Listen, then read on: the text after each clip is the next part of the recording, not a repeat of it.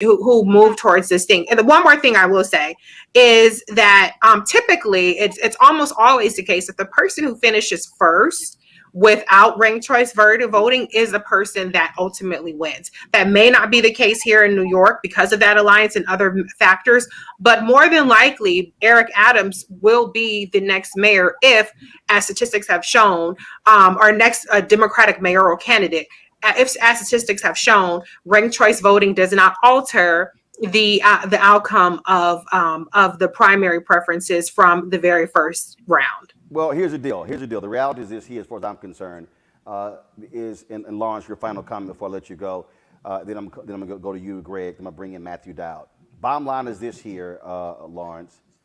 Doesn't matter if it's ranked choice. If you do not reform the system, what Democrats in New York are doing, they are allowing Republicans to have a talking point saying, see what happens when they run elections. This is not hard. It's not hard to know how to properly count. We saw the same mess with the Iowa Democratic Party in the primary last year. And so fix your damn voting laws, get it done. And again, Democrats, have the guts to call out your own party in New York City and New York State, Lawrence. Yeah, I couldn't agree more. And this is something that people have been calling for New York City to fix that Board of Elections for decades now. And Democrats control the state legislature now completely. If they want to do it, they can do it. They can fix this. And so far they're making the right noises, but they've made the right noises before, and somehow every year they fail to fix it. So I'm hopeful that this was just such a disaster, and people realize what the stakes are now, that they really do finally reform that system. Because the truth of the matter is, it doesn't matter what your laws are. If you have really bad administration, it's gonna disenfranchise voters, and it's gonna cause doubt, and that's what we've got in New York City right now, unfortunately. That's right. All right, Lawrence, we certainly appreciate it. Thank you so very much, sir. Thanks for having me. All right, then. I want to bring in right now, first of all, while we bring in Matthew Dowd, Greg Carr. Again, this is on what's happening in New York. It's a huge mess. And as a matter of fact, when the show's over, I'm going to text Latasha Brown and Cliff Albright and say there needs to be an activation in New York City, New York State, putting pressure on them, because this makes no sense. If there are places that are making it harder for people to vote, and New York State is one of those places, those laws need to be changed. Pressure needs to be brought to bear, Greg. Absolutely. And it has to be a full spectrum strategy. One of the things I respect about Sam Alito is he's a true racist. He's a true white nationalist, but he also understands, he's also very condescending. So it's almost like you Negroes got to be smart enough to outsmart me. And so what you saw today in today's Supreme Court case, it isn't like Gamillion versus Lightfoot, which was the Tuskegee case out of 1960, where they used the 15th Amendment to say y'all drew these district lines to exclude every black voter in Tuskegee, which is almost damn near impossible. But it wasn't a case like that. This case was about him saying there are many different ways to vote, so you really aren't being harmed, and any law is an inconvenience of one of the time to other. In New York City, yes, the election laws are Byzantine. Yes, as Lawrence said, the administration of them is problematic. And yes, we must organize and push back and change that. In the meantime, this is their inaugural voyage through ranked choice voting, which I support. I think that's a good idea. There are 120,000+ ballots still out absentee, and that's not even counting the provisionals and a possible recanvass. 40,000 of those ballots are in Manhattan. Another 35,000 are in Queens, and many of those precincts in Manhattan favor Garcia. So what Reese said is very true. Yang and Garcia, in this kind of virgin journey in ranked voting, teamed up in a way. As we see subsequent elections go, people are going to think differently and maybe use these alliances. I'm not sure Garcia doesn't overtake Adams based on where the outstanding ballot is, which leads me to the final and most important point. While we are fighting in the courts, while we are fighting in the legislatures, you register to vote, everybody. You organize. And this is one of the things Cliff and Latasha are doing. You're going around the country, you're getting people together. We have to pursue a multi-platform strategy. So, and you're right, Reese, you're absolutely right. We all want immediate results.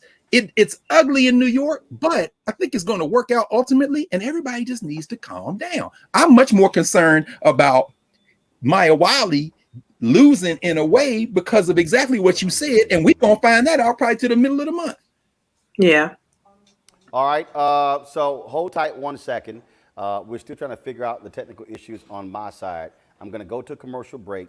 When we come back from this break, we're going to talk with Matthew Dowd, longtime Republican strategist, who now says, in order to save America, we must elect Democrats. That's next, right here on Roland Martin Unfiltered. When you study the music, you get Black history by default. And so no other craft could carry as many words as rap music. I try to intertwine that and make that create whatever I'm supposed to send out to the universe. A rapper, for the longest period of time has gone through phases. I love the word. I hate what it's become, and to this generation, the way they visualize it. Its narrative kind of like has gotten away and spun away from, I guess, the ascension of Black people.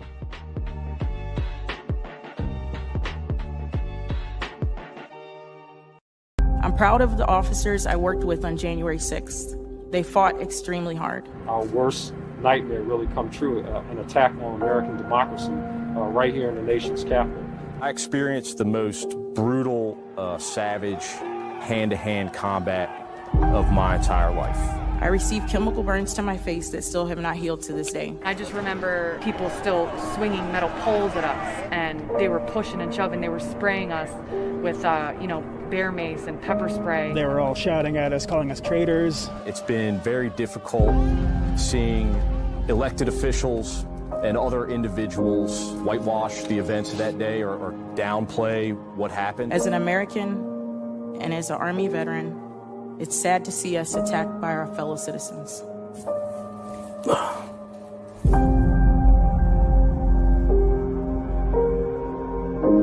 Midas Touch is responsible for the content of this advertising. Black women have always been essential.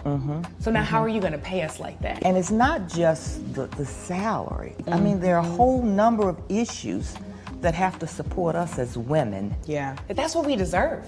We shouldn't have to beg anybody for that. I think that we are trying to do our best as a generation to honor the fact that we didn't come here alone and we didn't come here by accident. I always say every generation has to define for itself what it means to move the needle forward.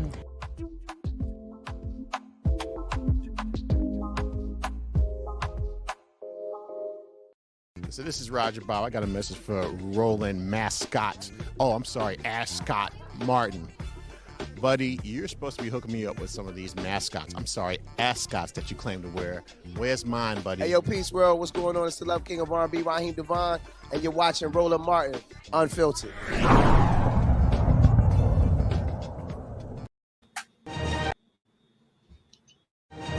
I'm Kirsten Cinema. I found the time to train and run the Boston Marathon. I think it'll be the most emotional run of my entire life. I found the time to train and complete the Ironman competition in New Zealand.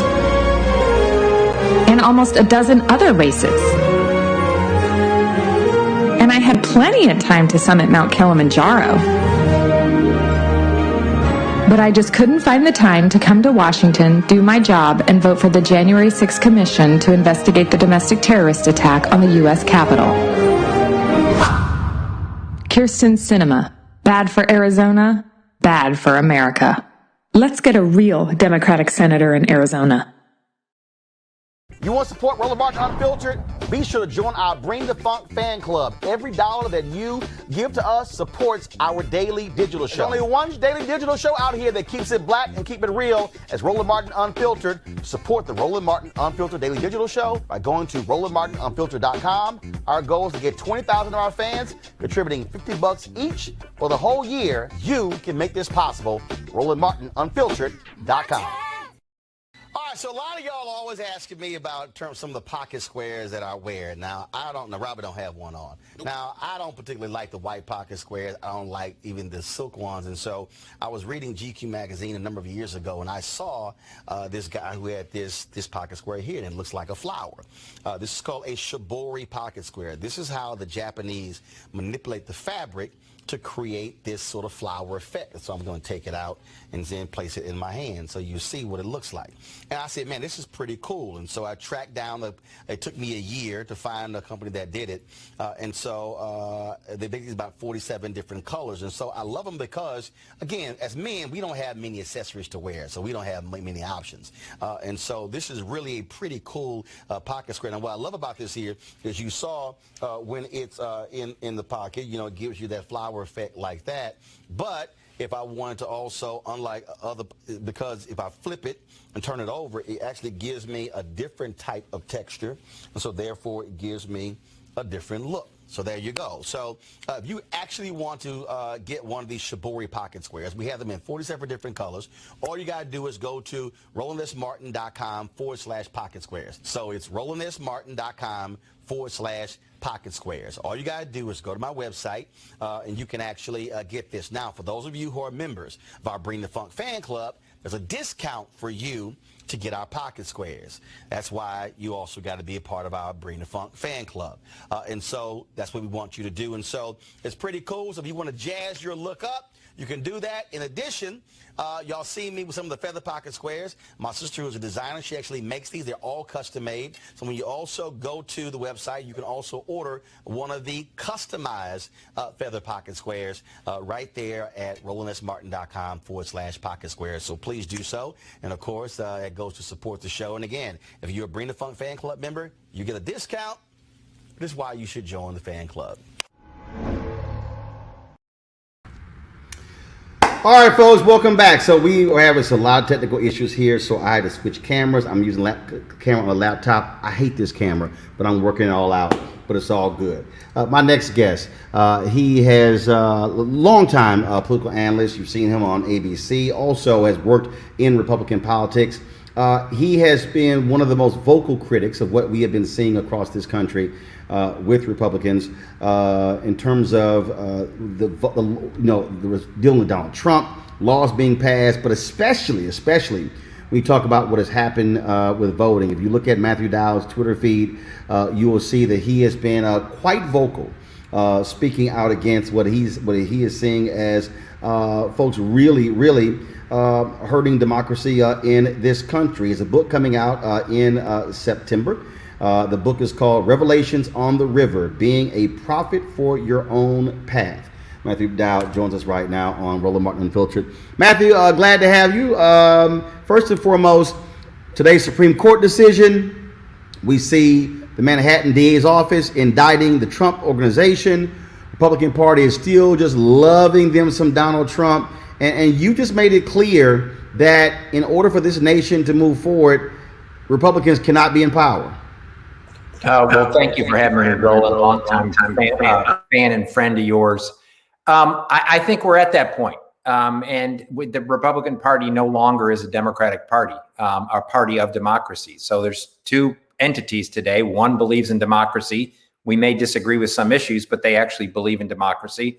And another political party that does not believe in democracy anymore. And I think the idea that you can say, I'm going to vote for some Republicans because they're not as bad as Donald Trump, actually enables the system that is allowing what's going on in state after state after state, especially here in Texas where I am, which they're about to go into a special session and even put more impediments and restrictions and ability to nullify elections in place. So in my view, the moment today, it's a 4-alarm fire. And we can't argue about what landscape we should be or how we think bedrooms. We got to put out the fire, and the only way to put out the fire is to hire Democratic firemen and firewomen. And let's do that. And it's going to take a couple elections. In my view, the only way the Republicans will change and come back from this place they are is to suffer devastating losses in a series of elections. And so that's where I am. You said something that I think is really important when you said, look, they are going to support him regardless. And you see that. I saw Eric Erickson and Ari Fleischer and Geraldo Rivera and all Jack Nicklaus and all these people are like, yeah, despite this, I still supporting Trump, for the 4 years. And you're sitting there going, so y'all just completely just oblivious to what the hell's going on here? And James Baker did this big interview, I think, with a New Yorker, where he talked about, look, I'm a Republican and it doesn't matter. I keep telling people, this is about power. This is about power. That's all their focus is, power. Well, it's about power, and it seems to be about Donald Trump has shown them the downhill slide, and they're running downhill as fast as they can to get to the bottom. And to me, Donald Trump could disappear from the planet and tomorrow, and we're in just as bad or maybe even worse situation than we were before the November election. Because nearly every single Republican has adopted this strategy across the country at this point in time. So it's not fundamentally about Donald Trump, and you know, I've been very critical of him for 5 years, 4.5 years. It's about the Republican Party and who they are today. And again, the only way to fix this problem in today's democracy, which is very fragile, is to remove them from office. And when we talk about removed from office, and we spend a lot of time trying to walk people through this whole deal. And I have people, Matthew, who will say, Roland, you're shilling for Democrats. No, what I'm doing is I'm walking you through saying, this is what's going to happen when the folks, if they are in power. We see what happened when Mitch McConnell, stole that Supreme Court seat. They knew what was going on. They knew the cases that were coming down. They knew that if there was a 5-4 progressive/liberal majority on the Supreme Court, that fundamentally alters this country, and they were going to do whatever is necessary. That's why, and look, the Obama White House, Obama was pissed off at me because I said, you need to appoint a black woman, you need to make an historic appointment, ratchet up the political pressure because this is high stakes. No, he wanted to play highbrow. He points Merrick Garland. I said, man, ain't nobody fighting for another white guy on the Supreme Court. Like it or not, that's just fact. And so I think Democrats have played softball. They've sat here and, well, like even right now, this crap with Manchin and Sinema, look, the other side, they're playing hardball. They literally are saying, we're going to use every ounce of power we have on the state level. And you got 2 Democrats in the Senate who are saying, no, but if we can get bipartisan and we all can just work together. And I'm like, what world are y'all living in? Because it's not quite the one I think we're living in. Well, I couldn't agree with you more. And as you know, I think the idea of sticking with the filibuster in the midst of an assault on democracy, and you're saying that the filibuster is more important than democracy, is just ludicrous. And the idea, I'm a huge believer of bipartisanship. Coming together and doing that, it's impossible today to do that. Bipartisanship is like a relationship. And if the person you're in a relationship is lying to you all the time, doesn't share your same values, and you can't trust, you can't have a relationship. And you can't have bipartisanship with another entity that does not believe in the same values that you do. And so I've criticized Senator Sinema, I've criticized Senator Manchin, because you have to put a priority on this. And the priority should be democracy, justice, and the truth. And if some rule, some long tradition, which we both know has a tradition that's kept people from getting voting rights, that's the tradition of the filibuster. If those get in the way of a higher priority, which is the truth, justice, and democracy, you need to let go of those. I've been critical of the Democrats in this moment because I don't think they've raised enough alarm and fought this enough fiercely and fastly enough in order to combat this. Many Democrats are still acting like this is the times of 25 years ago when you can sit there and have a debate in a subcommittee meeting. This is the most important issue of our time. We can have all the infrastructure we want. We can have all kinds of tax questions and all that. But if we lose our democracy, none of that matters.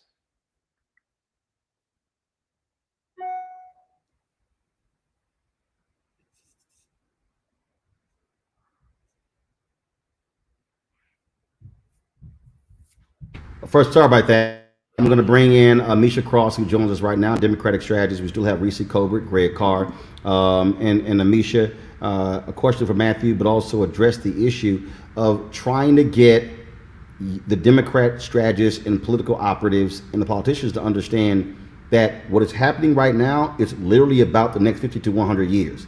That's what this is about right now. Misha, you're on mute. Absolutely. And I said, thanks for being here, Matthew. My question is around, honestly, setting this stage, because I'm coming out down from the Supreme Court decision today. We know that the track to move voting rights forward is the road less traveled, and it's one that it looks like Republicans are winning, and they're getting a huge assist from the courts. What is next on that frontier, and what can Democrats do? Because it seems like they're so afraid to push go on in the filibuster, and that's the only way to move forward with the Voting Rights Act as well as with the For the People Act. So to me, first we have to call this out as strongly and as quickly as we possibly can. And I think the pressure on the Biden administration to do whatever they can possible to prevent these things from happening. Obviously, we can't control what the Supreme Court does in this moment, and they're going to do whatever they're going to do, which obviously completely gutted the Civil Rights Act from 1965 that many people's blood brought us, and now it's basically gone in this moment. To me, the fundamental way this is going to be fixed is people are going to have to overcome the impediments in 2022 and vote in overwhelming numbers in order for this not to happen.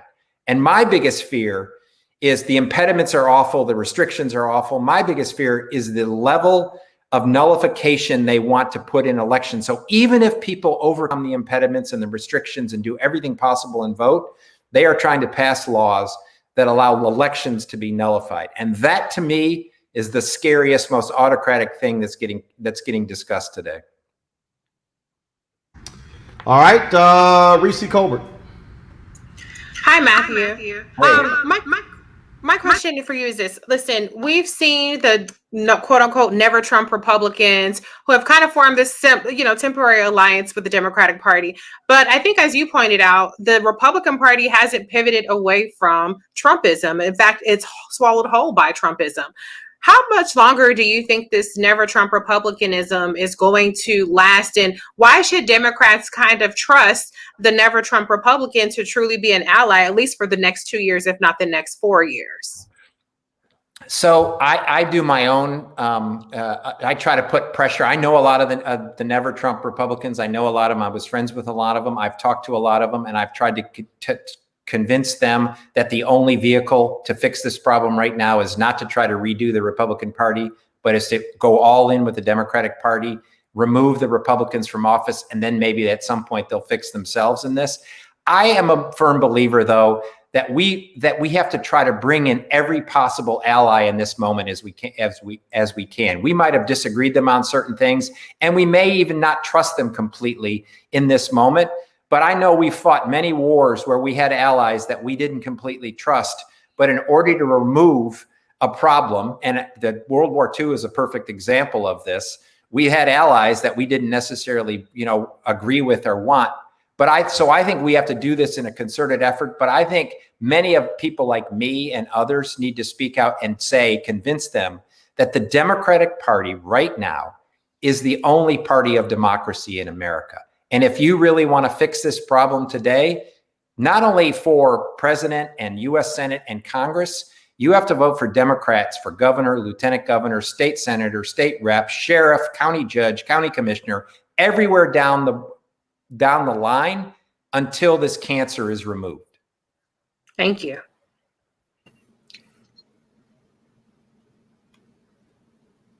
Roland, is that? You going to me? Okay. I think so. Maybe Roland. Can you all hear me?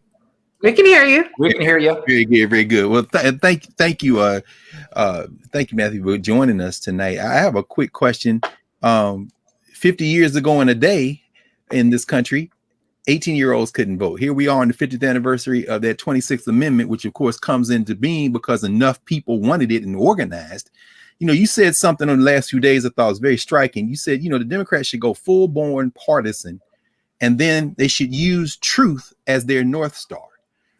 We've seen worse odds than this before in the past. And you're absolutely right. I think a lot of us who are paying attention share your concern about nullification. But I think about Dr. King talking about interposition and nullification, and realize that if you're using truth as your North Star, you can even overwhelm that. We can push this past even these machinations. But when you said use truth as the North Star to the Democratic Party, what did you mean by that? What I mean by that is the idea that just this constantly seeking for Republican friendliness in the midst of this, and we have to put a bipartisan face on it, we have to do this. I think we have to set a sort of, as I said, the truth is the North Star. And the truth is what happened on January 6th, why it happened, and who was behind it. And I don't mean the 400 or 500 people that were arrested. I mean elected officials that were behind it, that instigated and facilitated it. And so truth ought to be all our pursuit. It ought to be all our pursuit every day of our lives, that we pursue truth regardless of partisanship, regardless of where we are on things, regardless of our ideology. Truth ought to be the sort of the sunset that we all head towards in this moment. And so we have to drop all the things that get in the way of truth and confront it. And I like to remind people that the 14th and 15th Amendments to the U.S. Constitution were passed in a purely partisan way. Because if we followed the same cinema mansion mandate today, we would have not had a 14th and 15th Amendment to the United States Constitution in our country. And so if partisanship is the only way to get to the truth and justice, use partisanship, because bipartisanship is not the goal. The goal is truth. Wow. That's very powerful. Really trying to ask people to read. I mean, that's part of the problem. See, what you just said there, I think speaks to what we're now dealing with. What we're dealing with is these people who are throwing out stuff. Yes, when they go bipartisanship, like every time a Democrat gets elected, the media goes crazy about bipartisanship. They don't give a damn about that. Republicans don't care. Like, Republicans will not appoint a Democrat to their cabinet. They're like, we're not doing that. We're going to appoint Republicans. That's the first thing. Democrats, are you going to put any Republicans in your cabinet? I want one Democrat to say, hell no. I mean, again, elections have consequences. And I agree with you. It would be great if there were 10 or 15 senators who would support these bills. Sure, we saw with Juneteenth, okay, it was unanimous consent on the Senate side. But the reality is, Juneteenth is a national holiday. It's not the same as voting rights. It's not the same as infrastructure. It's not the same as COVID relief. It's not the same as these major bills. And I think part of the deal here, Matthew, is that the Republican Party is what I call a far right party. The problem with the Democratic Party, it's actually too big of a tent. Meaning you've got moderates, you've got conservatives, you've got progressives, you've got liberals, so you got to satisfy a lot more constituencies on the Democratic side than you do on the Republican side. Well, I think that's true. And the Democratic Party for the last 50 years has been a much bigger, more diverse tent than the Republican Party. But the Republican Party has become a lot less diverse over the course of the last 20 years, much less diverse over the last 5 years, for sure, much less diverse over the last 5 years in this process. I mean, I think that everyone has to go back into the basics, which is, what are the fundamental values? Like, let's all let go of the arguments over some specific policy that's on, healthcare. Let's let go of those arguments for right now. Let's let go of the tax code arguments. Let's go of all of those things just for now and say what matters the most to us. I reminded people the other day that 1933 to 1945 Germany, they had great infrastructure improvements and the economy was moving. Simultaneously, they lost their democracy in the midst of it. So the idea that I think every day the Biden administration and every Democrat, every individual, I try to do this, ought to wake up every day and say, how can I help preserve democracy today? Last Tuesday, I went down to this small town in Hayes County in Texas and signed up to be a volunteer deputy registrar with 35 other people. Because I think everybody has to figure out what are the things we can do in this moment to help. And I'm going to do whatever I possibly can in Texas, where I am, to elect Democrats wherever I possibly can. And then I'm willing to have an argument 4 or 5, 7, 8, 10 years from now when the Republican Party decides they're part of democracy. I can have an argument with them then. But today, it's the only path forward. Well, I mean, that particular point, I think, is a really critical one, and it is. And I say this to people, and they think I'm joking. And I love these people who comment on my Facebook page and YouTube channel. When I say, folks, if you have to study the past, meaning when you talk about the 13th, 14th, 15th Amendment, those Reconstruction Amendments, because when you talk about that, it was radical Republicans fighting Southern Democrats. Yep. And radical Republicans actually said, damn it, if they are not going to support it, ain't our problem. We're going straight ahead, because they understood on the flip side, those amendments took place in the aftermath of the Civil War. It was not 20 years later that the Great Compromise of 1877 happened. It was literally 14 years. Jim Crow laws were put into place. They understood that changes had to be made. Great Compromise happens in 1877, and then 1890, Mississippi said, oh, we need a constitutional convention. One black person invited, Isaiah T. Montgomery. He then votes to strip black people of their right to vote. Not one black person elected statewide in Mississippi ever since then. And as an African American, people say, well, why are you so harsh with Senator Tim Scott?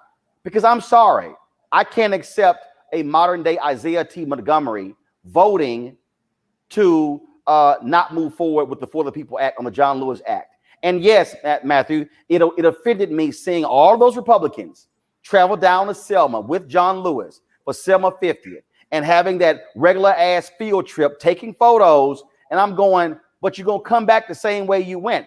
I said, Congressman Lewis, I'm sorry. They can't come on the field trip, because if that's going to be how they vote, to me, it's a photo op. And so, look, I am 52. I have 13 nieces and nephews. What we're fighting for today, what you're talking about, Matthew, what Greg and Reese and Amisha, what we're talking about is literally our children's children. And will they be boxed in under the weight of a minority party that doesn't represent the interests of America, but they hold the keys to the power? Well, you're absolutely right. And I will add the other thing to this. What is amazing to watch in this is the GOP could care less about their voters. They could care less about their voters. Actually, the GOP thinks their voters, the base voters, are a bunch of yahoos. And how do I know that? Because if somebody's willing to lie to you, tell you a bunch of conspiracy theories, and not do anything that's going to benefit your life, they just take you for, they don't even care. And I actually think a bunch of the Republicans get in a room and say, what crazy stuff can we dream up that they'll accept? And they I agree. And then they accept it. And so I think Fox News goes, we'll champion it.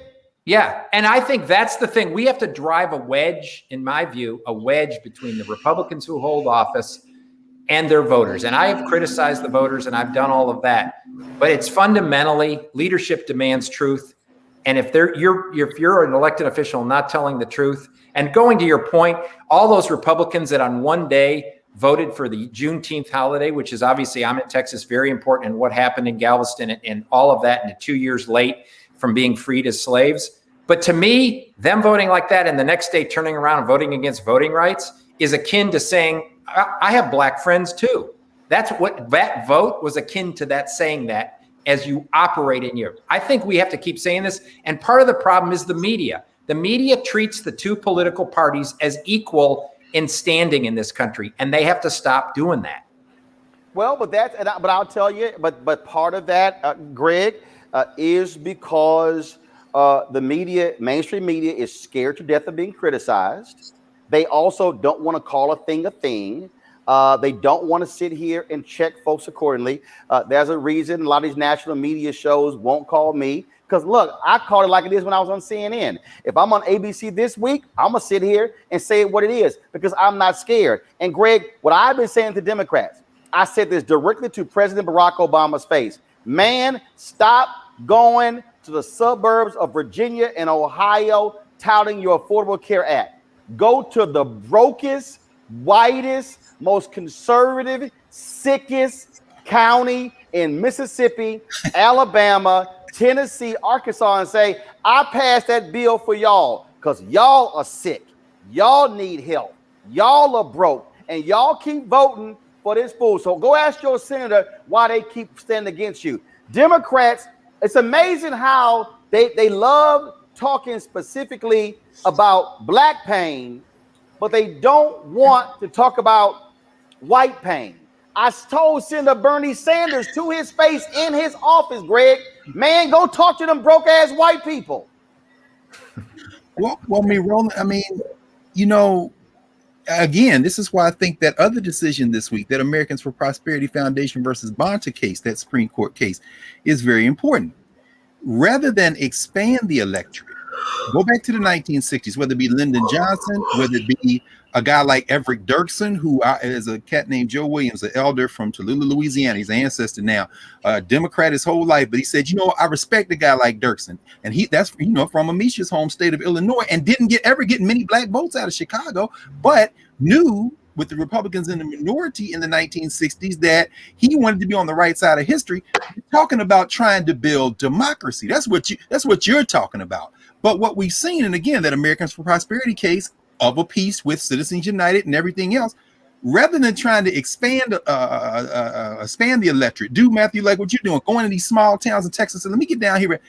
People are now conceding the idea between voter apathy and voter suppression and that the electorate is a small pie, and that money is going to control a great deal of this. And that's why mass commercial media is very nearly worthless in this. They conceded the idea of small d democracy and said, let's fight over this shrinking piece by trying to influence enough to edge out this election. And I wonder then if what is teetering on the brink is even the rhetoric of small d democracy in this country. We're not even going to try, because if everybody who was eligible to vote registered to vote, we wouldn't be having this conversation.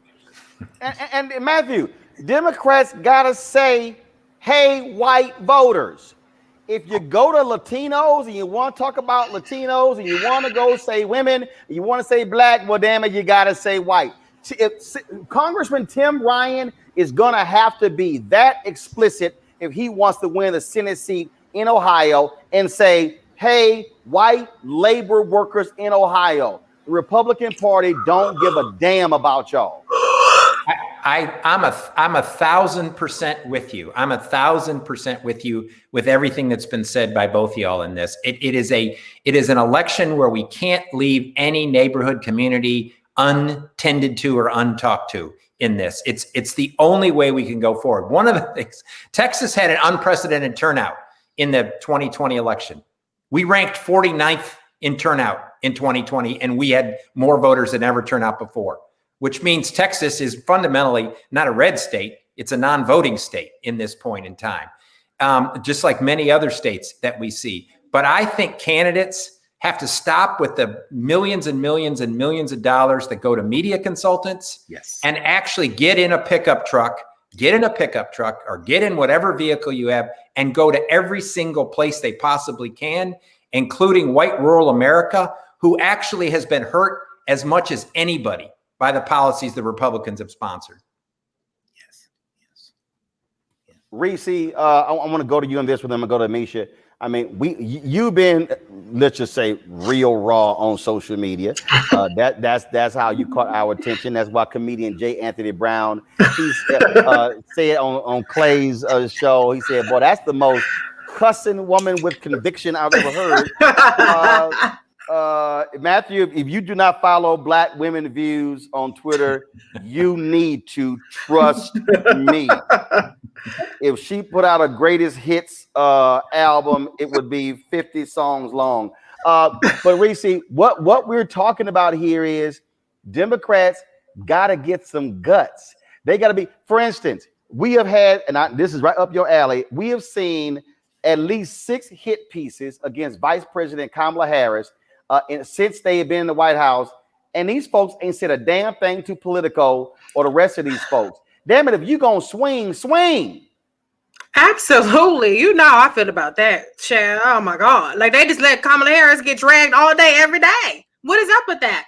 You have to get some fighting spirit. You cannot be above the fray. You cannot have this gravitas about you. Voters do not reward being civil. They don't reward being diplomatic. They reward whoever gets to them first and has the most compelling message, whether that's Republicans playing on their emotions. Right now, it's critical race theory. Before that, it was the immigrant caravan. Before that, it was radical Islamic terrorists. Republicans know how to set the narrative. They're setting the narrative on the border. Now it's the border crisis. It's the Biden border crisis. You don't even talk about child separation anymore. And when it is, it's Biden Harris are still separating children. And so Republicans know, they always know how to set the narrative. And then you have the media that that regurgitates the Republican narratives as, well, we're Democrats. What do you have to say about all these Republicans attacking you? Instead of them attacking the narratives or examining the narratives at all. And so Democrats have to figure out that this is not a meritocracy in our democracy with a little d, because right now it's not much of a democracy. You don't get rewarded for passing the best legislation, for actually creating jobs. Democratic presidents have created millions more jobs, and Republican presidents have consistently lost jobs, but yet Republicans win on the economy, right? When voters go and the exit polls poll voters. And so Democrats have to figure out the messaging strategy before they get swallowed whole. And one thing I retweeted something yesterday. It was about the Equality Act, and it was a fact sheet. And I see plenty of fact sheets come out of the White House. And I said, okay, fact sheets are great, but people don't click on links and they don't read more than 60 seconds. I've written an article and it'll tell you it's a 20-minute read. And the statistics show that people spent on average 73 seconds reading a 22-minute article. Okay, I can put a link on a tweet and I can see that 2% of the people will click through to the links. So if I put a screenshot, if I put a meme in that, then I'm going to reach. If I get 1 million impressions on that tweet, 1 million people are going to see that meme. They're going to see that visual, and 2% of the people are going to click on the link to fact check whatever the hell it is that I put in that thing. So Democrats have to start realizing that you're not going to win if you don't attack the disinformation, the misinformation, the narratives. You can't just ignore them. You can't bat them aside. You have to attack them. You have to attack them fiercely, consistently, and start to create your own more compelling narratives. And I think, to your point, Roland, that's where it is, addressing white people as white people. Instead of just saying working class voters, say white working class voters. You know, you have to start addressing the elephant in the room and really speaking to people in a way that's going to resonate with them so that they do turn out and they vote for the Democrats. Mm-hmm. This Matthew, and look, there are a lot of people who are highly critical of the Lincoln Project. There are people who call it a grift operation. I've heard everything. Here's my whole deal. Okay, y'all can call whatever you want to call it. That's fine. Here's what I do know. They are damn good at putting some ads together. And what I said to Democrats, y'all should stop all that bitching and sit down and say, I need to go to school. I need to see, I need to go. Because again, it's messaging. The Republican Party is all, and this is what, and Matthew, explain to the people who don't even understand your background about the political strategist piece. It's not about trying to convince 30 million people. It's about shifting 0.5% or 1% or shifting 30,000 votes and looking here and here and here. That's the Republican strategy. They are excellent at messaging. To Reese's point, Democrats want to come out with white papers and a whole thesis, and the Republican Party like, here the bumper sticker, slap it on your car and go get the hell on down the road. And so I'm like, Dems, and I've literally told Jamie Harrison, say, dog, go hire some folk and say, go sit with the Lincoln Project for a week to learn how to edit a damn video.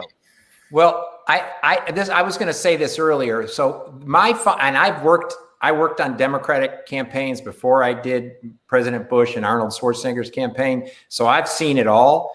The biggest difference between Democrats and Republicans is this. Republicans understand more clearly and consistently that voting is about values. And Democrats think it's about policy points, right?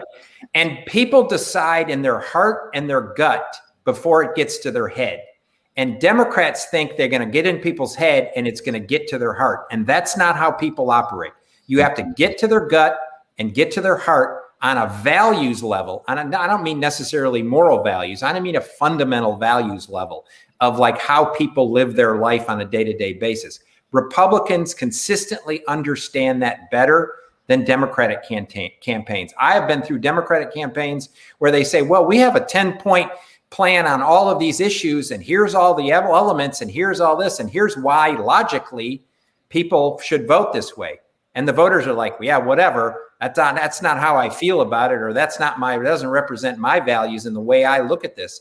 And so Democrats have to start creating campaigns that are based fundamentally on the values that people connect with. And until they do that, they're going to be in trouble in certain areas. And that's the biggest difference between Republicans and Democrats. Democrats try to go to the head first. Republicans go to the gut. Amisha, and then Matthew's final point. Amisha, go ahead. No, I think that was absolutely correct. We have to get tighter on messaging, but also react to people where they are. Democrats have a belief system that the intellectual level of their argument is going to be able to reach crowds en masse. And they also particularly target diverse groups without having a full understanding of how to target low-income white people. And you talked about this a little bit earlier, Roland. And part of that strategy, I think, is because both parties don't want to actually admit that low-income white people exist, even though they are such a large portion of the white population. It's a frustrating thing because time and time again, at the state level, at the local level, and at the national level, Democrats who could be very strong candidates and run very strong campaigns consistently fail because they fail to reach that communications piece that we heard Reese talk about earlier. I have too been in rooms. I have too led the PR strategy and been pushed back by leaders of state parties to say, okay, we want to have a 10-point analysis of environmental policy.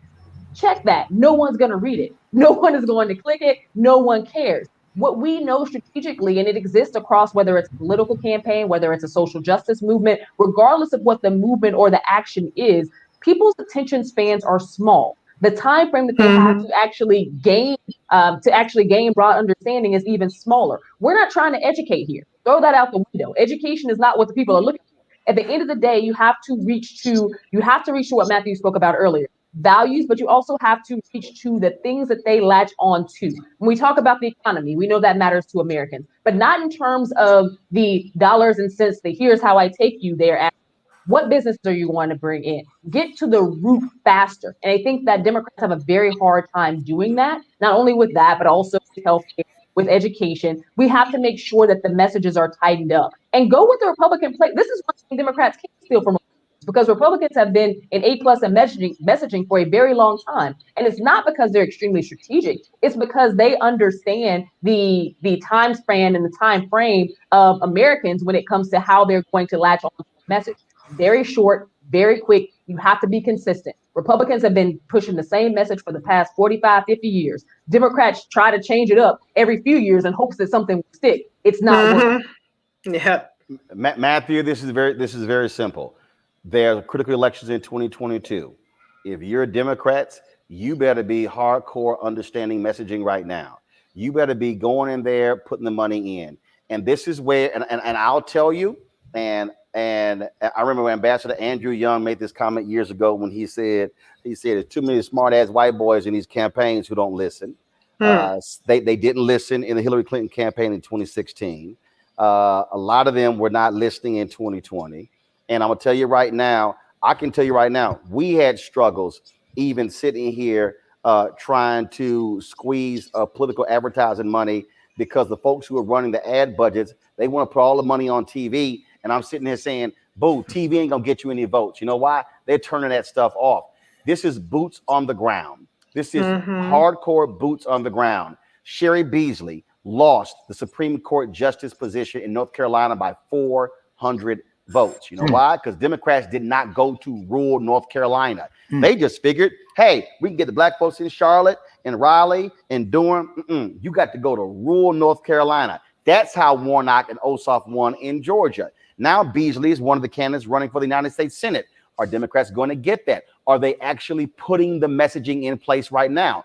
Are they sending trusted voices there, talking to them? What are your issues? Are they doing that? If you're Ohio, you got to go, yes, to those rural places in Ohio, go look those broke ass white people in their eyes and say, guess what? Y'all voted for Trump and you didn't get a damn thing. His trade war screwed you. You got to be able to go to those broke ass farmers in Iowa and say, how many of y'all filed bankruptcy because y'all were running behind Trump? You got to go to Wisconsin when Senator Ron Johnson is running and say, all you dairy farmers, how many of y'all now broke as hell because y'all were running behind Trump? And when he got out of there, he didn't give a damn about y'all filing for bankruptcy. You got to be clear as day when it comes to this, because when we talk about democracy being in peril, that is what we're seeing, because the Republican Party is the party of mega donors, and they are laughing. They are laughing at all of these broke, uneducated white people who keep giving them their votes.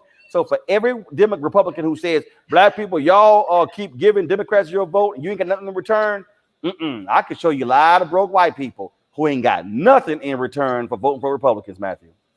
So on the final point, Roland, I completely agree with that.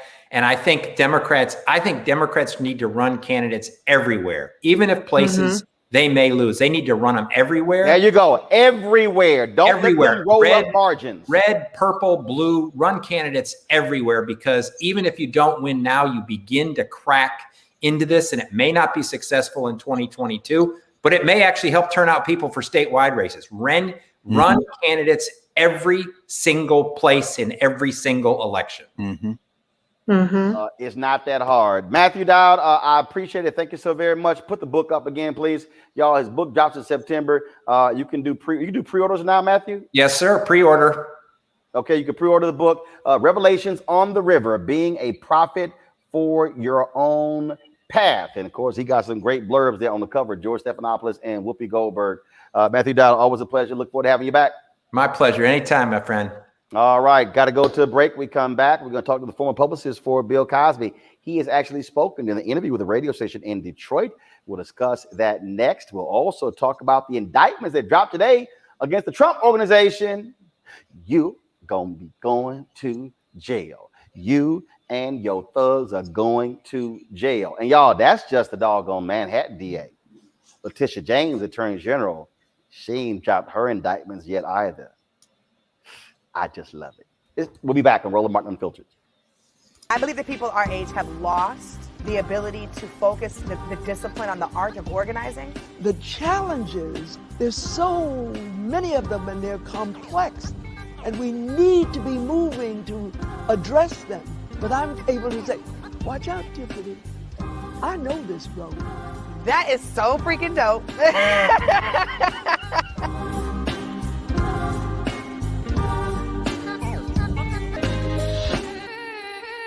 I want to know why what happened in Myanmar can't happen here. No reason. I mean, it should happen here. No reason. Right? That's right. America has crossed a line. The Republican Party believes in ending the American experiment, led by a man obsessed with power and money, who will say and do anything to seize control again. This election was rigged. To punish those who oppose him. His followers don't just disagree with us. They've got something worse in mind.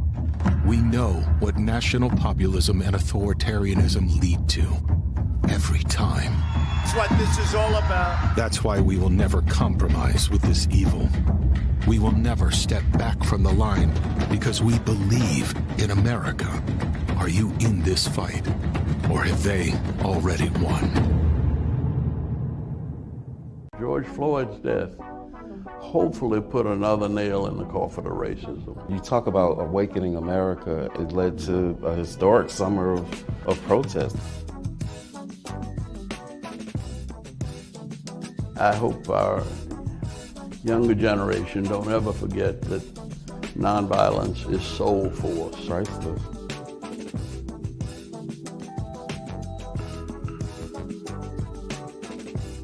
Hi, I'm Amber Stevens-West from The Carmichael Show. Hi, my name is LaToya Luckett, and you're watching Roland Martin Unfiltered.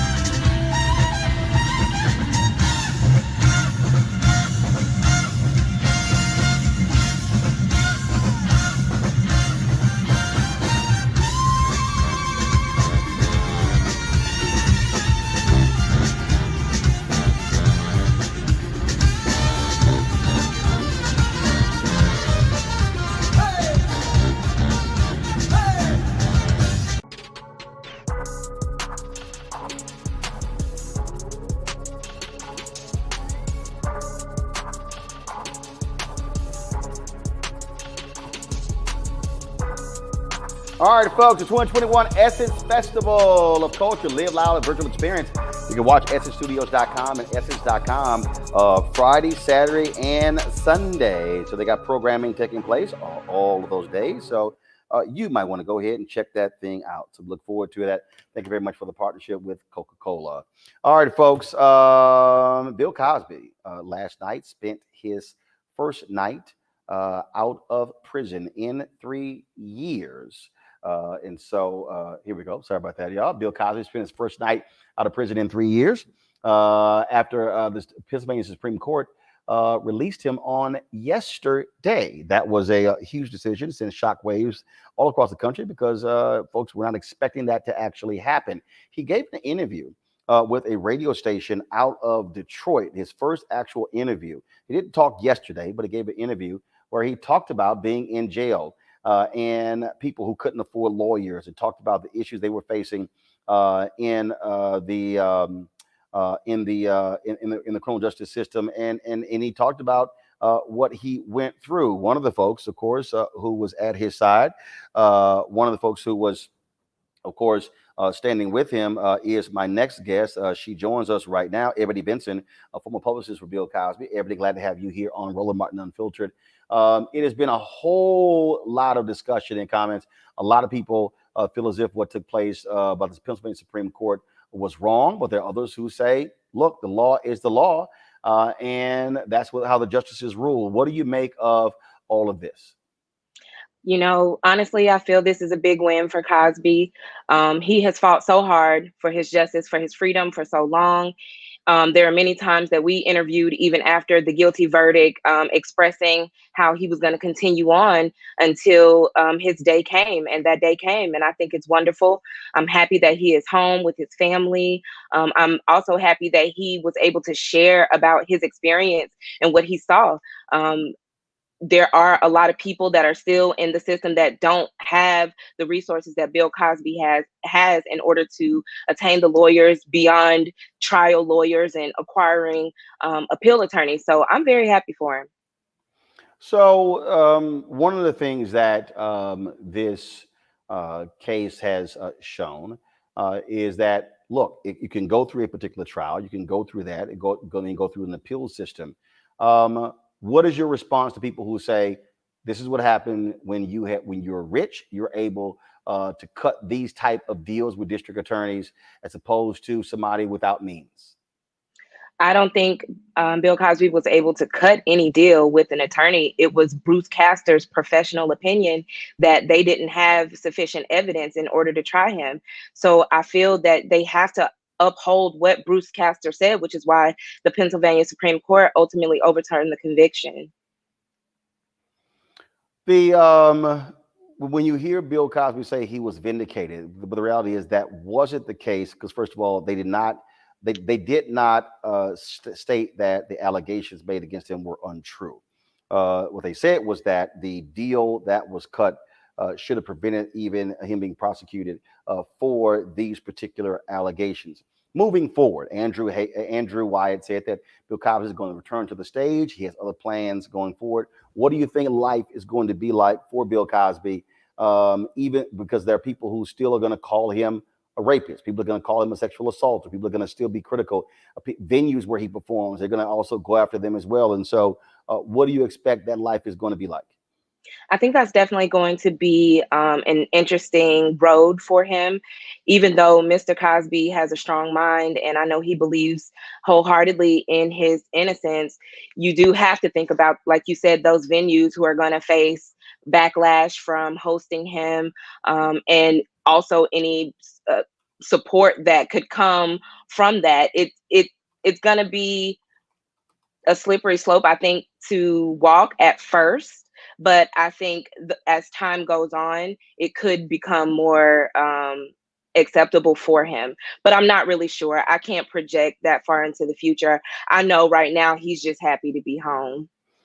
How have you had to deal with people who have said, how dare you as a Black woman be a spokesperson for a rapist? I'm quite sure that you've had those attacks on you. Absolutely. But I fire right back. You know, how dare you question me for having my own mind, and being able to think independently for myself. When I became a part of the case, I stood within my own integrity, and I knew that once I walked into the courtroom and was able to see the evidence for myself and see what was happening to myself, I could make my own decision. And ultimately I did that. And I think we spoke about that before when I interviewed with you during either the first or second trial, that I was able to decipher for myself what was factual and what wasn't. And I definitely felt like, based on Bruce Castor's assessment, Cosby should have never faced trial.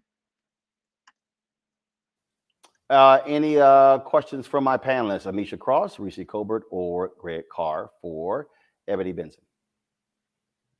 I guess my question is, coming off of this, we know that it was such a high profile case and has people, particularly women who are from various generations, who are commenting, with the older generation kind of rallying around him in certain senses, and the younger generation pushing back fully, reaching towards Me Too and saying that this was just unfair. This is a slap in the face to people who have been fighting to have their voices heard, and not just looking towards this case, but also looking at other cases.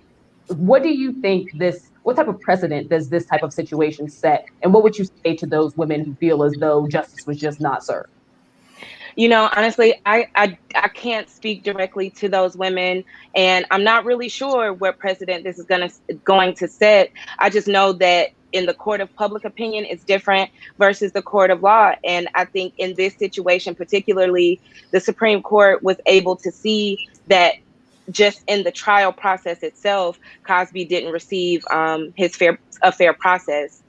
As for survivors, I think that people should keep fighting.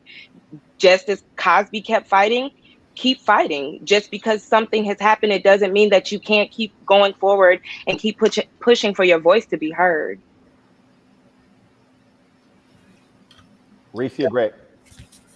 Thank you, Ebony, for being in this conversation. Something Monique Presley, who I know, of course, said on this show last night, I thought was very interesting and important. The other day, she said, take Bill Cosby out of this and put your son in, or your father, and I would add, or your daughter or your sister, in terms of the process.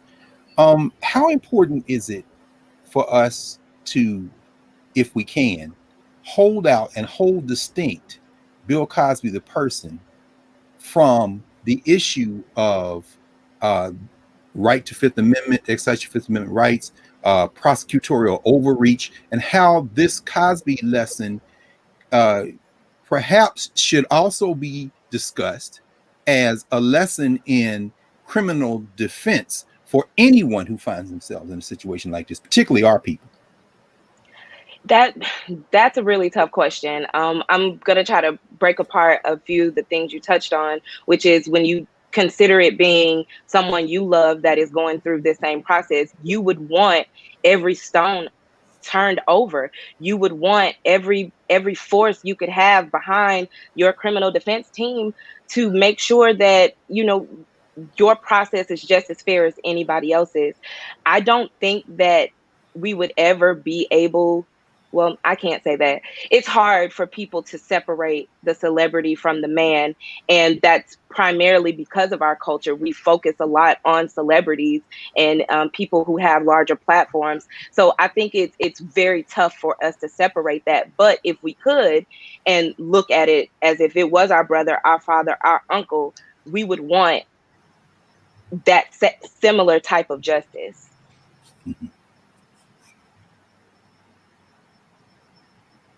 Reese, any question for Ebony? No, I don't have anything to add. Okay. Ebony Benson, we certainly appreciate it. Thank you so very much. Thank you. You guys have a good one. All right. I will ask the panel this, the question I asked for her. Even though Bill Cosby is free, the reality is this is going to be associated with him for the rest of his life. And I don't think for a second that even if, as Andrew Wyatt said, he's going to be returning to the stage, I believe that if this is going to, he will face protest. He will face people who say he shouldn't be out there. But what do you make of, again, this reaction that we have seen from black men, black women, from white men, white women, and others, where you have folks who say, even I've seen a lot of lawyers who say, hey, like it or not, the courts actually made a proper distinction, and they say it wasn't because of money, it was because of the law. How do we reconcile that, Greg, when you have others who say the law doesn't work in our favor, but then here you have people who are saying, no, here the law was applied fairly? Roland, I'll be quite frank with you, and I think I'm not alone in this. I suspect we're all in this mood one way or the other. It's deeply troubling. It's, John Henry Clark, you saying some stories, it ain't no good guys. And, I lived in Philly for 17 years. I never met Bill Cosby, but I know a lot of people who know him.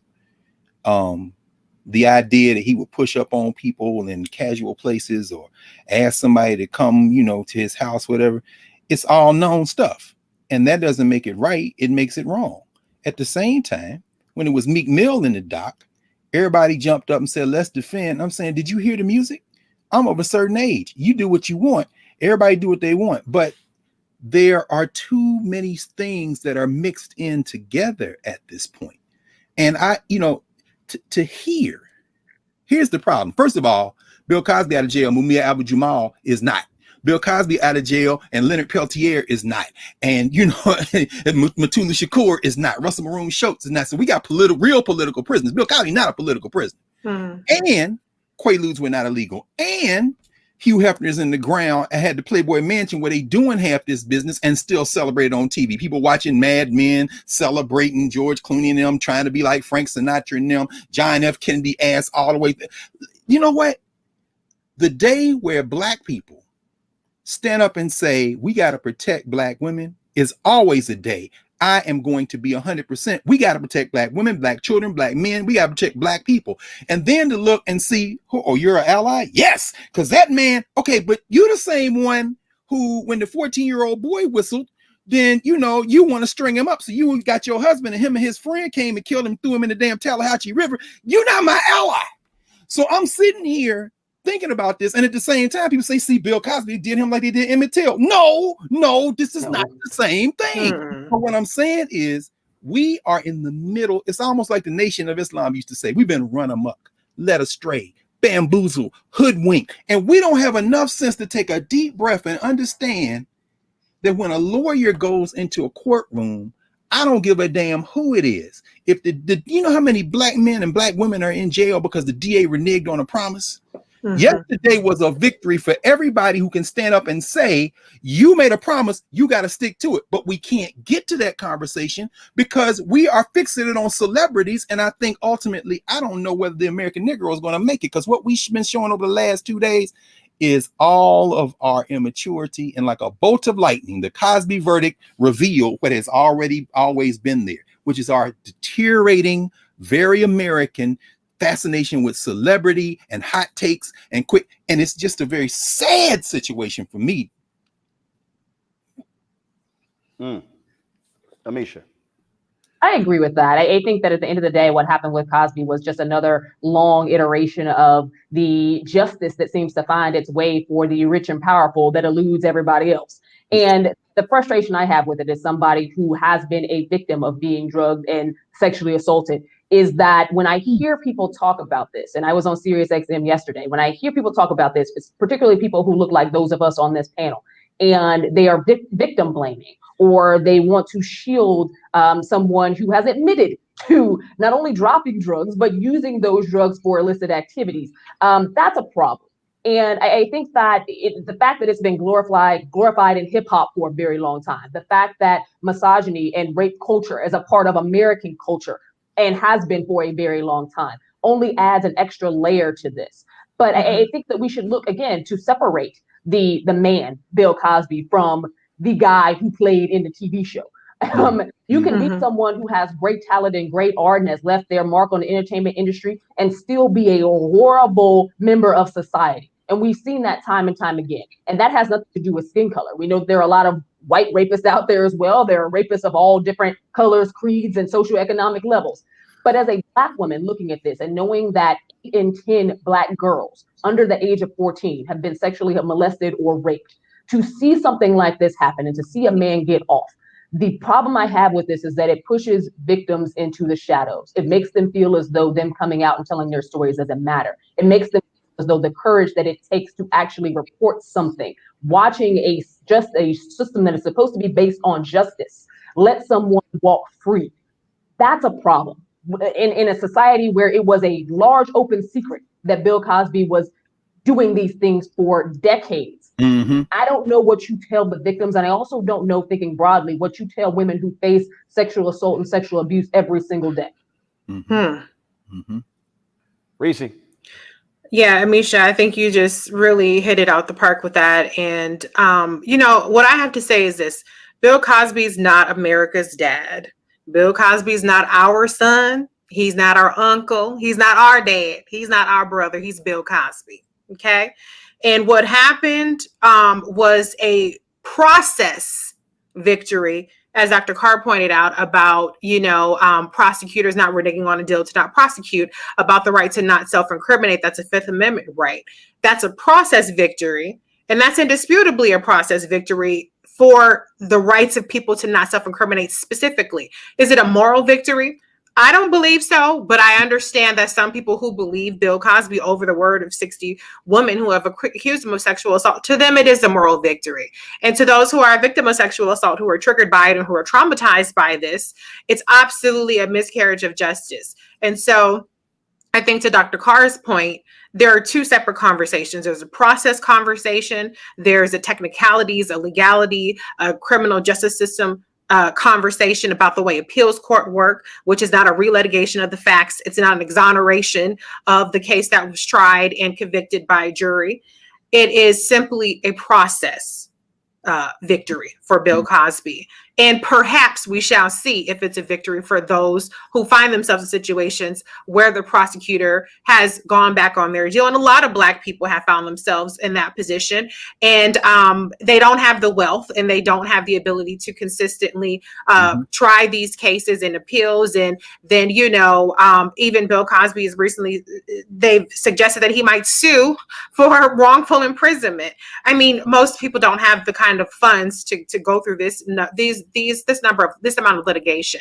But I think people should be sensitive to the way that this is triggering to women and to men, because, to be clear, women are not the only ones who are victims of sexual assault. And so I think that there's room for a nuanced conversation that takes into account everybody's opinions and everybody's feelings in a way that's respectful. And I'm trying to do that because I do understand that there is a sentimental connection that many people have with Bill Cosby.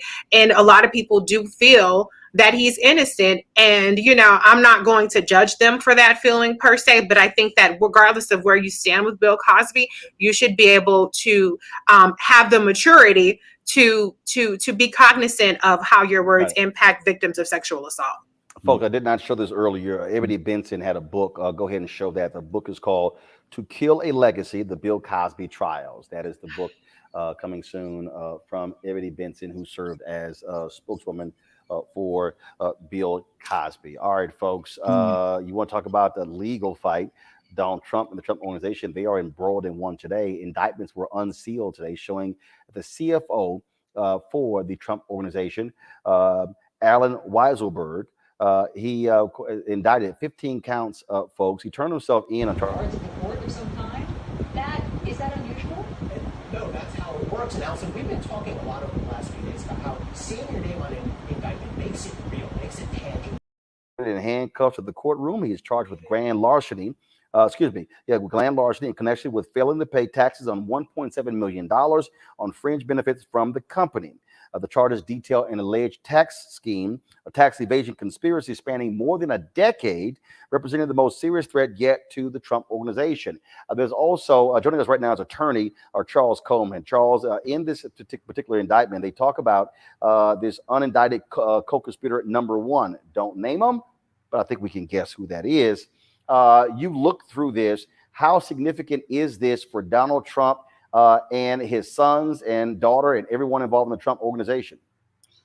Well, good evening, Roland. I think that before we start doing a dance of joy in terms of watching Donald Trump prepare for jail, we might want to pump the brakes on this. Prosecutors are reaching a little bit right now, and they're reaching because they want to try to put enough pressure on Weisselberg to see if they can get him to flip so that that unindicted co-conspirator can become an indicted co-conspirator. That, of course, being former President Donald Trump. Right now, they don't have enough, and that's exactly why he's not indicted, because Donald Trump has presumably put enough space between himself and the actual allegations here with a number of different defenses that he could allege around his actual criminal culpability or lack thereof in this instance. So I think it's important that viewers understand that as of right now, the idea of Donald Trump standing and facing his day in court and going to jail, at least as it relates to these current charges, is a long way off. Tish James is not done with her investigation, and it is possible that in the course of this prosecution that Weisselberg may flip and provide prosecutors with additional information. But if that does not happen, I don't necessarily know that we have hit the jackpot yet in terms of what sort of charges will be brought against Trump, if any at all.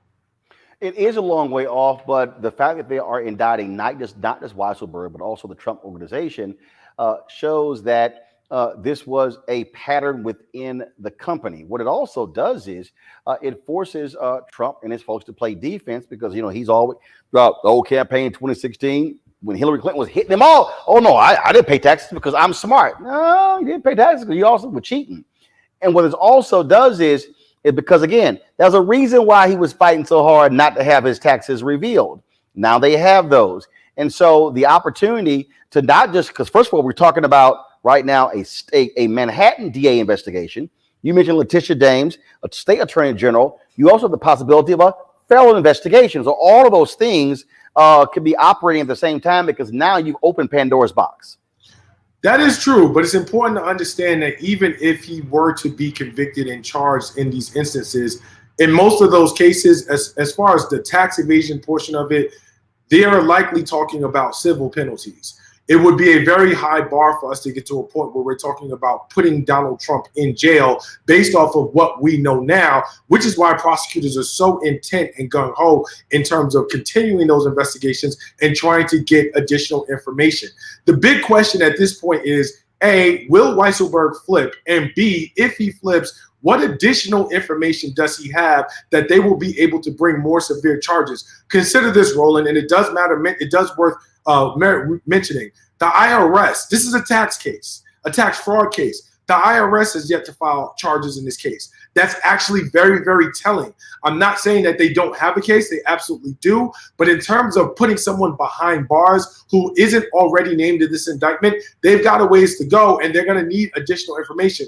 Now, in terms of Trump and his circle and his circle of loyalty, we saw what happened with Michael Flynn. We saw what happened with Roger Stone. We saw what happened with Michael Cohen. We know that Donald Trump will not hesitate to throw Weisselberg under the bus. The question is, will Weisselberg smarten up before Donald Trump decides to oust him from his inner circle of trust? As I see, panelists, questions. I'll start with Greg Carr. Greg, your question for Mr. Coleman. No, listen, brother. As I was listening there and scribbling some notes, I really don't have a question. You have laid out what is before Trump. The question I would ask would be about the case that the court's refusal to go down the path Letitia James and them wanted to go down to a few days ago. As this works its way through the court, do you think ultimately you're going to see the type of I don't know, political satisfaction in terms of bagging Trump, his sons, daughter, the family, that is spurring the kind of giddiness that we see on the face of our brother Roland Martin, and I think we're all sharing at this point? Are we going to get satisfaction from this ultimately? Right. Well, first, hold up. Listen, anything that brings Donald Trump pain brings me satisfaction. Brother, I see you laughing. I'm with you. I'm just like anything. Anything that causes him to spend money. Anything that pisses him off, I'm down with it. Yes, sir. Yes, sir. Well, first, Dr. Carr, I must say that that's the Howard University in me. So that's what you recognize in terms of what came out. That's what that is. Appreciate it. What I will say, brother, is part of what has happened, and to be honest with you, the same sense of anticlimactic feel that we were talking about in the previous discussion about Bill Cosby is actually similar in this way, because this is a byproduct of what happens when you inject the political system with the criminal justice system at an inordinate rate. And I can explain the parallel if need be, but as it relates to Trump, part of the issue is that Tish James, who is another Howard University graduate, near and dear friend, as well as Cy Vance, both campaigned in part around their zeal in terms of going after Donald Trump. And so now they're in a position where, despite the fact that they are outstanding public servants, they have to deliver on this promise. And there's going to be a huge a chasm between where Donald Trump is and their ability to get to him without information or support from someone from the inside. And that's where we are right now. And so the question that you posed is, essentially, if someone from the Trump organization goes to jail and his name or her name is not Donald Trump, is that going to be enough to satiate the bloodlust that the public has developed in terms of wanting him to be held accountable for what it is that he has done? My answer is probably not. And the reason I say that is we've seen people go to jail from Trump's camp. And we are not going to be satisfied until, proverbially speaking, in that spades game, somebody throws down the big joker and we see Donald Trump in shackles. Yeah. And that, I don't know, is going to happen, despite the efforts of what some very talented prosecutors and investigators are currently undergoing in their jobs. Thank you, brother. Yes, sir. Reese, Amisha. Hi, yes. What we saw in the Mueller investigation was there were these lower level people who were who flipped, right, who cut deals, and the thought process is that this was some master plan to get to Trump, and it never materialized. Basically, everybody just ended up getting off scot-free, and then eventually Trump pardoned the people that actually did get convicted and served some sort of jail time, or in some cases, like Roger Stone, he didn't have to serve much jail time at all. What is your read on this situation with the organization itself being indicted, as well as Allen Weisselberg? Does this look like a flip strategy, or does this look like, to your point, they ran on accountability for Trump and the Trump organization? Is this an answer the mail, just get somebody and go home kind of strategy? What is your read on that? I think it's a combination of both. I think the prosecutors absolutely feel like Weisselberg may be the weakest link and someone who can provide them with the biggest sort of doorway or entree to a bigger, sort of more substantive set of charges. And that's what they're trying to do. If they can't get that, and if they can't convince him to flip, then putting him in jail may be the thing that they offer to the public to say, we indicted the Trump organization. And then what they'll do is essentially blame the system if, in fact, they can't either secure a conviction or go deeper in terms of actually securing an indictment and charges and a conviction against Donald Trump himself. What I'll say about all of that is there is a possibility that Weisselberg may flip. And what I mean by that is Michael Cohen has talked recently about the fact that Donald Trump does not have a problem throwing people who have been loyal to him and his organization under the bus. If Weisselberg is smart, he will hear that and see the writing on the wall. This is someone who is facing anywhere between 5 to 15 years if he were to be convicted and there was going to be jail time attached. Again, a lot of that is not guaranteed. I think the conviction is probably a smarter bet than the actual jail time. Nevertheless, having said that, Weisselberg is not a young man. So the question is, are you willing to risk spending a potential good chunk of the life you have left behind bars for someone who otherwise might throw you under the bus? Because of those questions, I am not convinced that Weisselberg will remain as loyal as Donald Trump needs him to be. The bigger issue is, what does he have to offer that will ultimately stick to the former president? Ain't nowhere in the hell, Misha, I'm going to jail for his punk ass. Go ahead. And I wouldn't either, but I do think that there's something to be said about the people who Donald Trump chose to be in the executive level of the Trump organization. These are people who are high-level loyalists, people who have been loyalists for over 4 decades, people who he has entrusted so much of shaded behavior to. We know that Donald Trump does not believe in a paper trail. He's not sending things in emails. He's not doing things over text communications.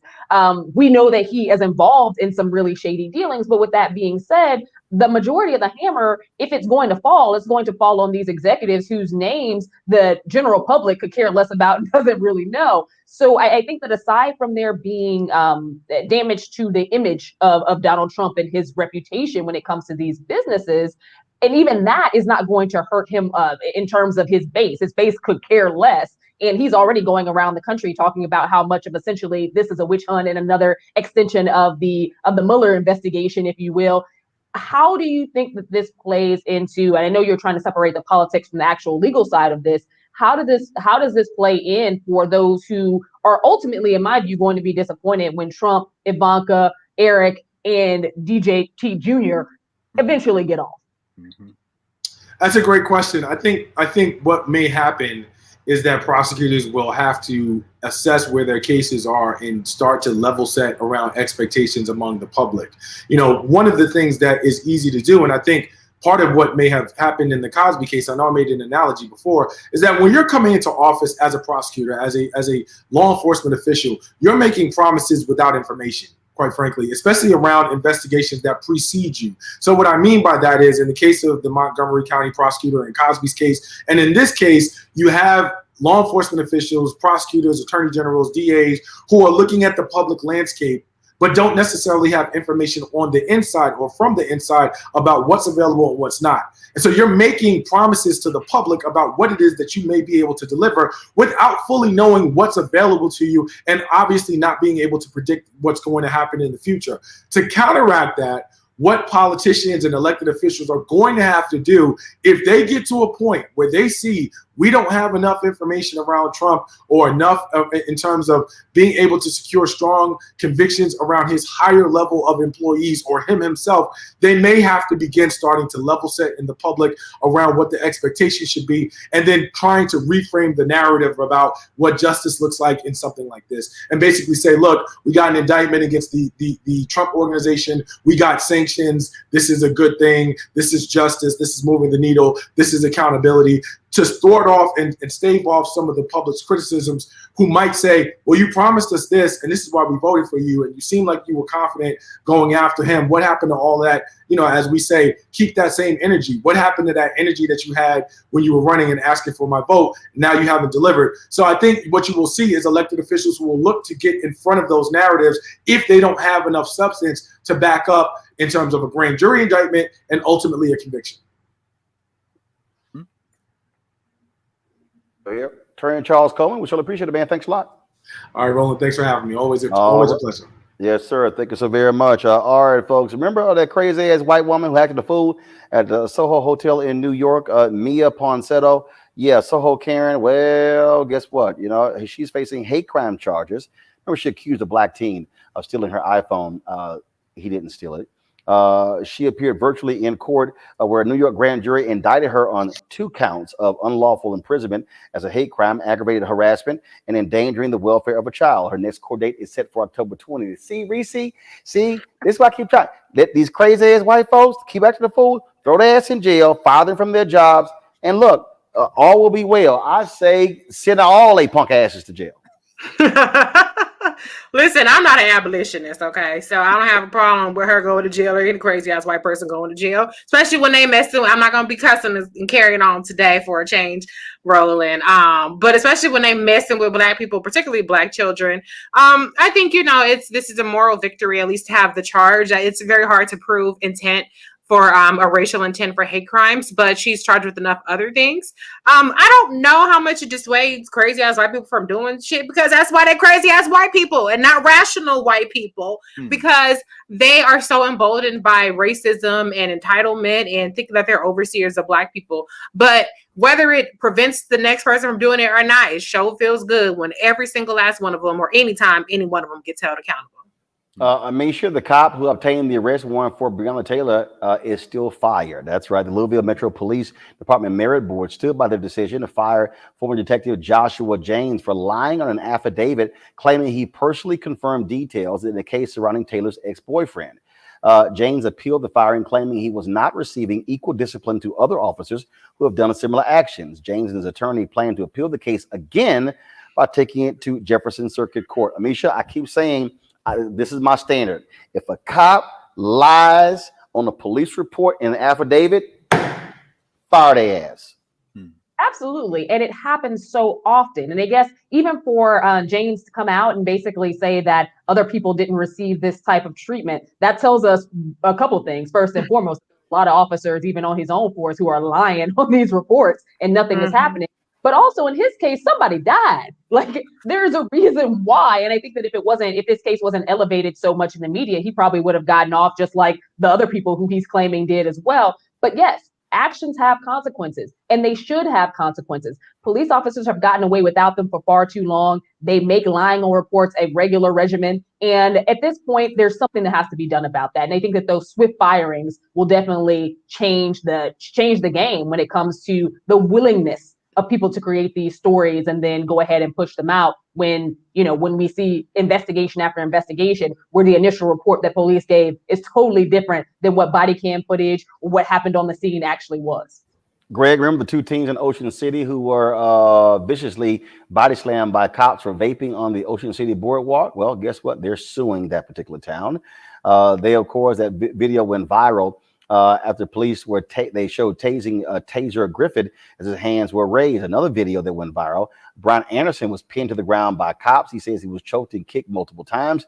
The lawyers for both teens said they were victims of unreasonable police force and expect the officers to be charged in the suit. The NAACP and other civil rights organizations condemned the Ocean City Police Department and called for the officers' suspension. Ocean City police are still conducting an internal review. Well, brother, I watched it. I'm sure you, as we all did, watched that press conference with young brother Griffin and his brother and Brian Anderson, and then the lawyer who spoke. But the key person in that frame wasn't even the state senator who was out there. Very important lawyer herself.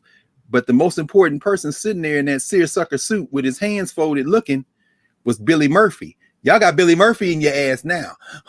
The man who settled with Baltimore for $6.4 million for Freddie Gray, and a noted civil rights attorney. And for those in pop culture, remember that was Clay Davis's lawyer in The Wire. So I just got one word for what's going to happen in Ocean City. Y'all get ready to get paid, because as Clay Davis would say, shit. Now I tell y'all, we keep talking about what happens when you hold cops accountable. Other cops get the message. Let's go to Colorado, where a police officer is facing felony assault charges for allegedly using an illegal chokehold on a suspect. He was turned in by two fellow cops. Officer Ken Amick, a 15-year police veteran with the Greeley Police Department, is on unpaid leave after Weld County prosecutors filed second-degree assault charges against him. According to the reports, Amick and several other officers responded to a call near City Hall where Matthew Wilson was threatening to start a fire. Wilson had an outstanding warrant, and when Amick tried to arrest Wilson, he became agitated. Investigators say that when Officer Amick put Wilson in a chokehold during the scuffle, Amick kneed Wilson in the leg. Amick was immediately removed from patrol duty. He has a court hearing next month.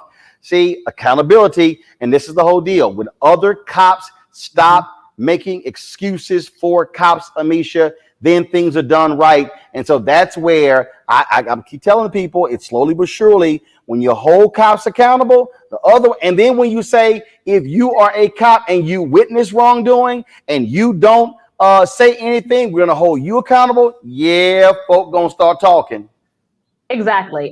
There is a code of silence. There's also a code of blue, and blue backs blue time and time again. And we know that in many cases, these aren't isolated incidents where a cop uses a chokehold and he's the only cop on the on site when it happens. There are typically other cops there as well, and they just kind of shield each other away from any liability. At this point, I think that the police reform narrative that we're still waiting to see actually happen in practice. There are certain things that we can do at the local level, certain things that can happen very specifically within police departments themselves, where police empower other police officers to tell, see something, say something. But on top of that, also not be afraid that they are going to be ostracized or not given assignments or removed from certain things because they stepped up and spoke out. I think that we have to see increases in penalties for cops that do bad things or cops that use things like chokeholds or other instances of brutal behavior that has already been banned. As we all know, a ban does not stop an officer from using something that has been banned. But we also have to ensure that we are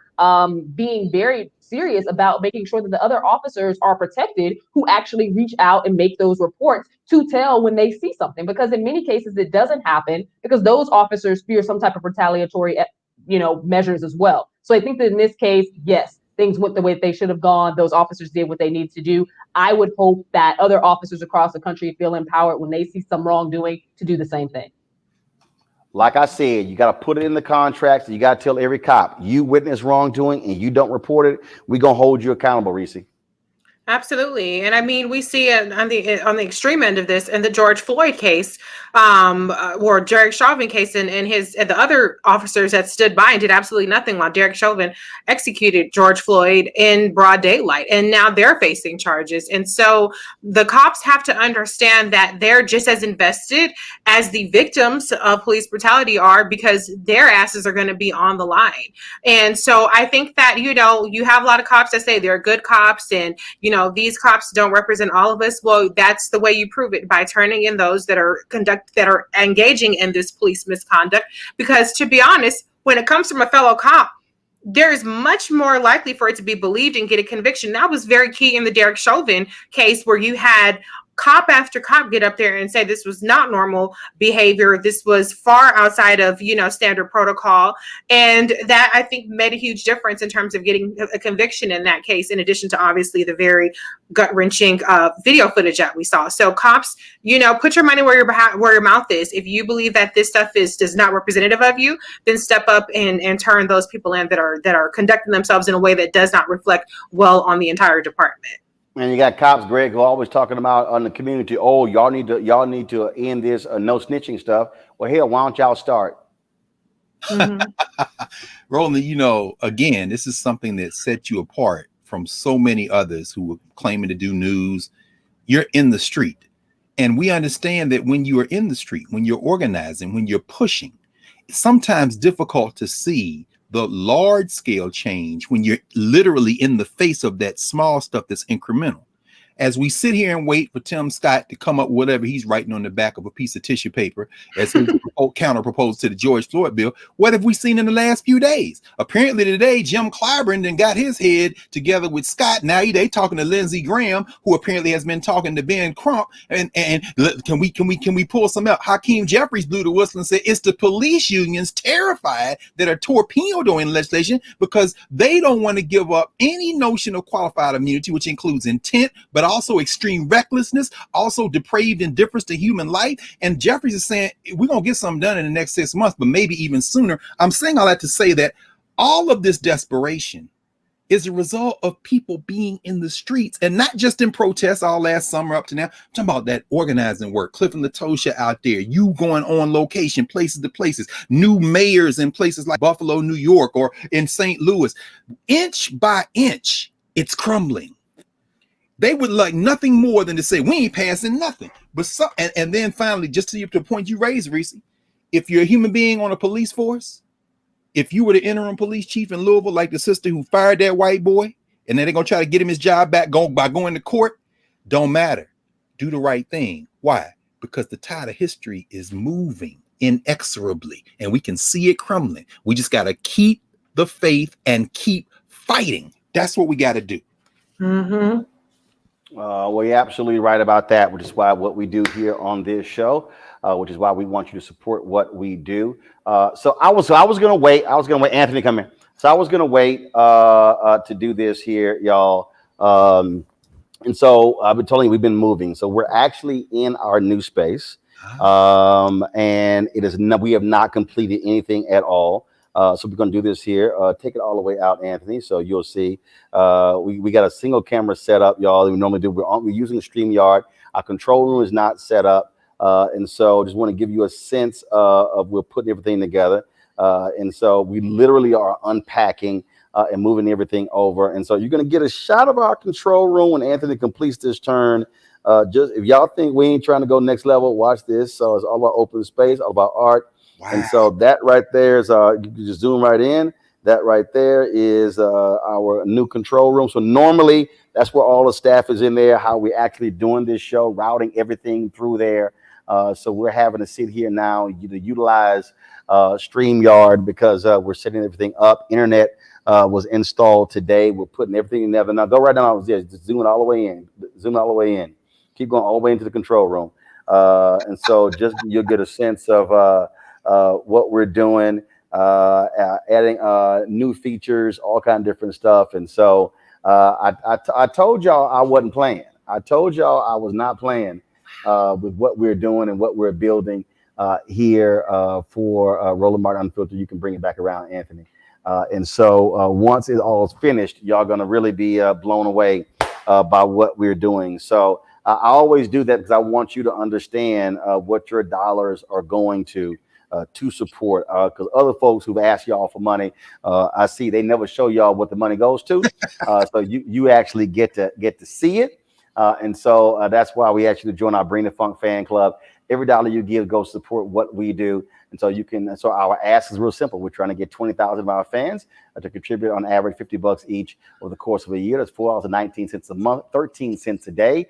And you can do so. Some people have given less. People have given $1, $5, 10. We accept all of it. I've been places. I told y'all when I was in Chicago last week, a brother walked up to me with an SCIU shirt on, got out of his car in the rain, walked up to me, handed me a $10 bill and said, "Thanks for what you're doing." When got in his car and went on home. Mm-hmm. And he said, "I wanted to personally hand this money to you." That was a woman. What is her name? Was Renee. Give me 1 second. Renee actually flew in from Florida. She was here on some other business. Renee flew in, and I'm trying to find her email. Her name was Renee Jackson. Renee Jackson came by the office, y'all, before she went to the airport to personally hand me her $80 for our Bring the Funk fan club. And she said, "I watched this show." She had her medication. She's fighting a lawsuit. She had her cane. She said, "But I wanted you to see. I wanted to support you and support the show." Y'all, that's the kind of fabulous fans that we have that makes all of this possible. And y'all have to understand, the previous place we were in, we just had one set. We couldn't move around. That office, we didn't have any opportunity for growth. We thank 50 Can for allowing us to sublet that place. That place was costing us about $7,000 a month. You have to understand, this new office, which is this whole new look, is going to cost us $15,500 a month. And so it's doubling our rent, but it allows us to actually expand our capabilities. I told y'all our OTT channels are being built. That's $153,700. The website being totally rebuilt. That's $7,000. So right there, that's $160,000 you're talking about. You throw in what the rent, what that means. Now you're talking about that's another $180,000, $200,000. So between new office space, OTT channels, and the website, you're talking about $360,000 of being spent. And so that's why we are real clear. So some of y'all are like, "Man, why are you sitting here kicking these advertisers behind?" That's why we need resources to do what we do, to pay staff, to be able to expand our offerings. And so that's why it's important for you to support us. Please do so. Cash App, $RM Unfiltered, Venmo.com/RM Unfiltered. PayPal is paypal.me/R Martin Unfiltered. Zelle is Roland@RolandSMartin.com or Roland@RolandMartinUnfiltered.com. Want to thank Greg, Reese, and Amisha for being with us. Erica, y'all ask Erica Savage Wilson. She's healing. She's getting better. And so we always give a shout out to Erica, who normally joins us on Thursday. And so we're still thinking about her and praying for her as well. Folks, we're going to end the show with one of our Essence throwbacks. Happening right now is actually the Essence versus partnership, Bobby Brown versus Keith Sweat. I'm gonna go with the OG, Keith Sweat. I mean, but Bobby got hits.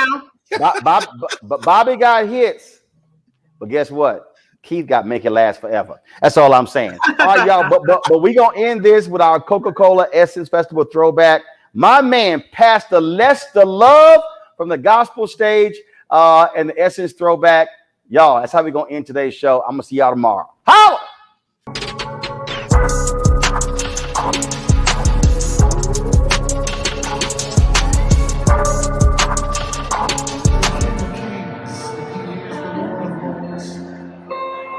Everybody, get that cell phone. Just put it in the air like that. God reigns and is control of everything, every circumstance, every situation. I want everybody to get that cell phone and just wave it in the air. Jesus is the light of the world, and He reigns on everything that I have accomplished. All the trophies that I get are nothing when compared to your glory, Lord. The only thing that matters is I know that Jesus the way, Jesus reigns.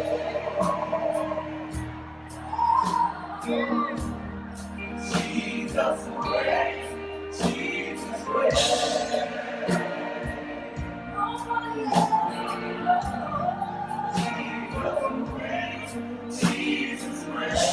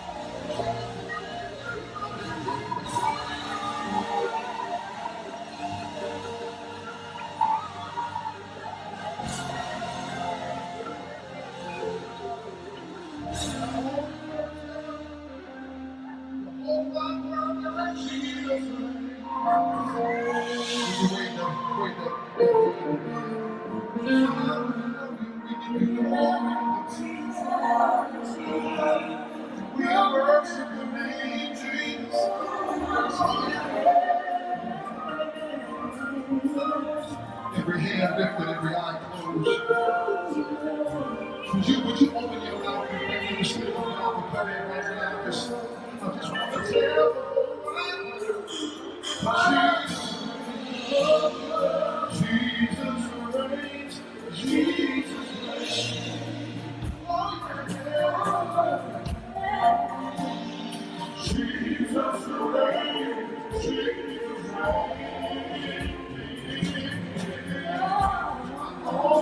Only want to tell you all I love